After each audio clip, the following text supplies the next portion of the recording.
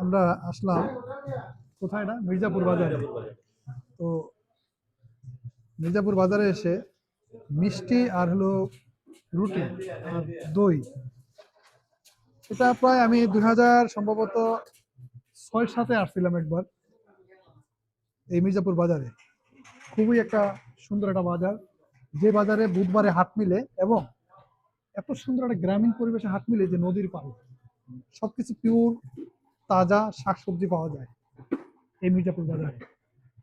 তো আজকে হঠাৎ করে চলে আসছি মির্জাপুর বাজারে, এসে আর লোভটা সামলাতে পারলাম না, নিয়ে নিলাম রুটি, মিষ্টি এবং দই।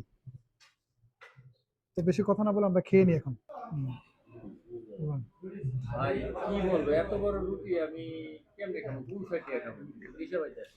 খান খান, চোখ বন্ধ করে রাখলি খান। মানে অনেক ভালো লাগতেছে। বিলাল ভাই কেমন লাগছে? অসংখ্য অসংখ্য, অনেক ভালো।